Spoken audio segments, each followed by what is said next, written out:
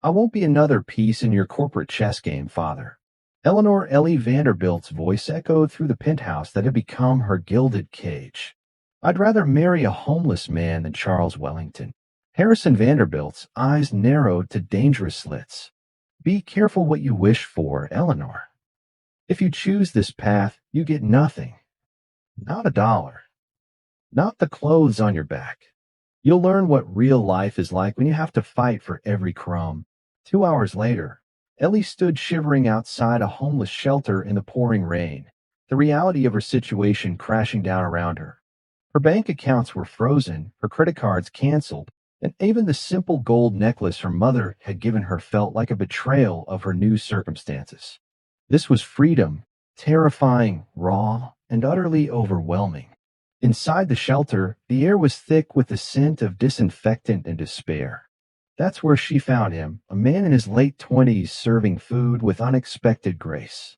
While other volunteers moved with robotic efficiency, he paused to share a kind word with each person, his compassion shining through the grim surroundings. They call me Alex, he said when she finally approached him, his eyes holding a wisdom that seemed out of place in the shelter. I need to marry someone. Ellie blurted out, the words tasting strange on her tongue. It's just business. I'll pay you $50,000 after 6 months. No strings, just a simple arrangement. Alex's laughter was rich and unexpected, echoing through the cavernous room. You Vanderbilts think money is the answer to everything. He leaned closer, his voice dropping to a whisper. I'll marry you, but my price is different. You live in my world for 6 months. No credit cards, no safety net, no running back to daddy when it gets hard. You last 6 months, I'll give you the divorce you want. Alex's home was a converted storage unit that smelled of damp concrete and desperation. That first night, as Ellie lay on a thin mattress listening to rats scratching in the walls, she wondered if she'd made the worst mistake of her life. The reality of her new existence hit her with the force of a physical blow. This wasn't some romantic adventure. This was survival. Here's how we survive, Alex said the next morning, handing her a stack of flyers that felt like lead in her hands. We're handing these out for $10 an hour. Your share of rent is $200, due Friday. The work was more grueling than anything she'd ever experienced. 8 hours on her feet in the burning sun, being ignored by most people, occasionally cursed at by others. Yet Alex moved through the day with quiet efficiency, and she began noticing the contradictions about him. The expensive watch he always wore despite his circumstances, the way he sometimes slipped into fluent French when thinking aloud, the strange moments of sophistication that didn't match his current situation. Weeks melted into each other, and Ellie found herself learning survival lessons they never taught at Yale. She learned which restaurant dumpsters were safest to raid, which coffee shops would look the other way if you stayed for hours, the precise timing of bakery deliveries when day-old bread was discarded. More surprisingly, she found herself drawn to Alex's sharp mind and dry humor. He'd quote Plato while they sorted recyclables, discuss macroeconomic theory while standing in line at the soup kitchen, and somehow make their grim reality feel like an adventure. Who are you really? She asked one night as they shared a can of beans, their shoulders touching in the cramped space. A man who learned that everything can be taken from you in a heartbeat, he said quietly, the usual humor gone from his voice, including your identity, your dignity, and your belief in other people. The crisis came when Ellie fell ill with a fever that left her shaking and delirious. Alex spent their last $20 on medicine instead of food, then sat up all night cooling her forehead with damp cloths, his presence a steady anchor in her suffering. Why are you doing this? She whispered through chattering teeth, confused by his kindness in their brutal circumstances. Because I made a promise, he said, his hand surprisingly gentle on her hair. And because somewhere along the way, this stopped being about our bargain and started being about you. When she recovered, something fundamental had shifted between them. The business arrangement had become something real, something tender and terrifying in its intensity. The revelation came unexpectedly when they were handing out flyers outside a luxury hotel. A man in an impeccably tailored Armani suit stopped dead in his tracks, his eyes widening in recognition. Mr. Pierce? Alexander Pierce? My God, we thought you were dead. Alex went rigid beside her, his face paling. You're mistaken, he said, but the tremor in his voice betrayed him. But, sir, your company, they've been looking for you everywhere. The embezzlement case against your partner.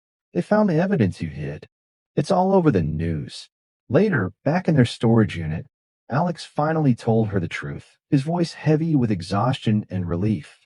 My name is Alexander Pierce. I built a tech company from nothing, turned it into a $1 billion enterprise. Then I discovered my partner and my fiancée were systematically looting it. I faked my disappearance to gather evidence against them. The Homeless Act was my cover while I worked with investigators. He showed her documents and news articles proving everything. The police made arrests yesterday. My life, my real life, it's waiting for me to reclaim it. Alexander's penthouse made her father's look modest by comparison. Floor-to-ceiling windows showcase breathtaking views of the city, while artwork worth more than most people's homes adorned the walls. I want you to stay, he said, watching her take in the luxury that had once been her normal. Not because of any bargain. Because these past months with you have been the most real of my life. Ellie thought of the storage unit, the shared cans of beans, the nights talking until dawn about everything and nothing. She remembered the man who'd cared for her when she was sick, who'd made her laugh in their darkest moments, who'd shown her a strength she never knew she possessed. The man I fell in love with doesn't live here, she said softly, her heart breaking with each word. I'm not sure that man ever really existed. She turned to leave, the gilded doors feeling like a prison she was escaping rather than entering. Wait. Alexander grabbed her hand, his touch familiar and heartbreaking. You're right.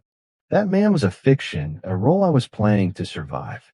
But the man who emerged because of you, the man who learned to hope again, to trust again, to love again, that's who I want to be. He gestured to the luxury surrounding them.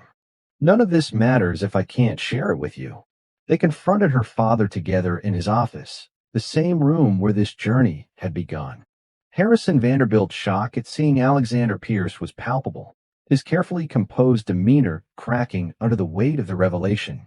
The merger, disappearance, the business news has been going wild with speculation was necessary to catch the criminals who were systematically destroying my company, Alexander finished, his voice calm but firm.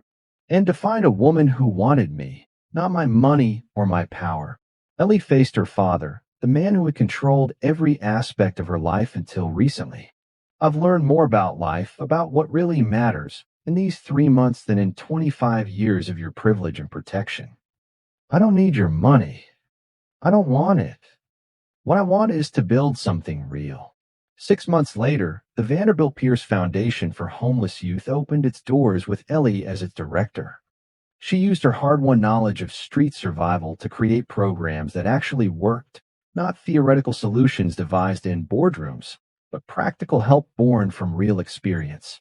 Standing beside Alexander at the opening ceremony, watching the teenagers they were helping, Ellie finally understood the full circle of their journey.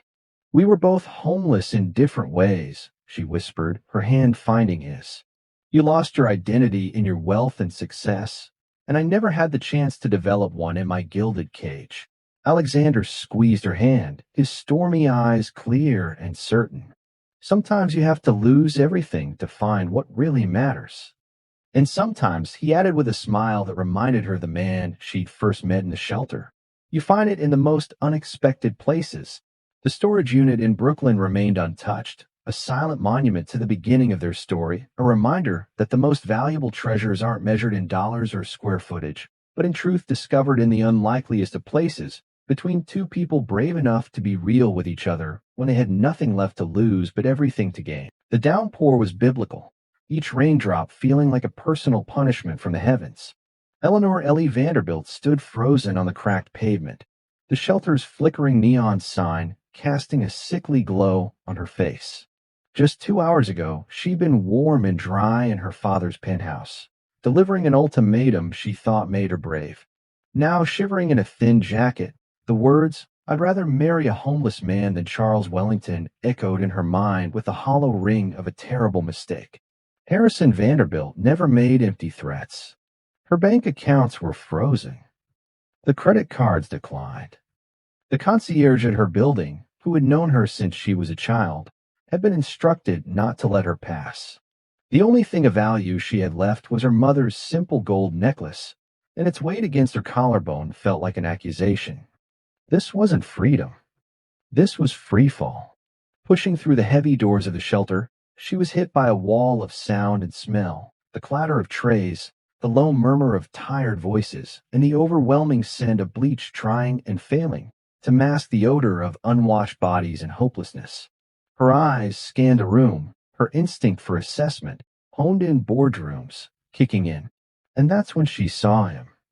He was serving mashed potatoes, but unlike the weary volunteers around him, he moved with a quiet, fluid grace.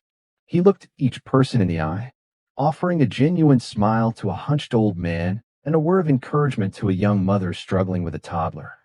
He was handsome in a rugged, unkempt way, with dark hair that curled at his nape and eyes that seemed to see everything. But it was his hands that held her attention, strong, capable, yet gentle. They were not the hands of a man broken by life. Gathering the last shreds of her courage, Ellie approached him. "Excuse me." He turned, and his gaze was like a physical touch, assessing, intelligent, and completely devoid of pity. "They call me Alex," he said. His voice was a low baritone, calm and steady. The absurdity of her mission crashed down on her. "Ah, I need to marry someone," she blurted out, the words sounding insane even to her own ears. She fell back on the language she knew best, transaction. "It's just business. A temporary arrangement. I can pay you. $50,000. After 6 months." For a long moment, Alex just stared at her. Then a rich, unexpected laugh erupted from him, turning a few heads in their direction. "You Vanderbilts," he said, shaking his head with a wry smile. "You truly believe money is the universal key." He stepped closer, his voice dropping to a conspiratorial whisper that sent a shiver down her spine. "I'll marry you, Eleanor Vanderbilt. But my price is different. You want to prove something to your father. Prove it. You live in my world for 6 months. No credit cards, no trust fund, no running back to daddy when you get hungry or scared or tired. You last 6 months in my life, and I'll sign any divorce papers you put in front of me." "Deal." Stunned, Ellie could only nod. It was a dare, a challenge thrown directly at the heart of her rebellion. To refuse was to admit she wasn't serious.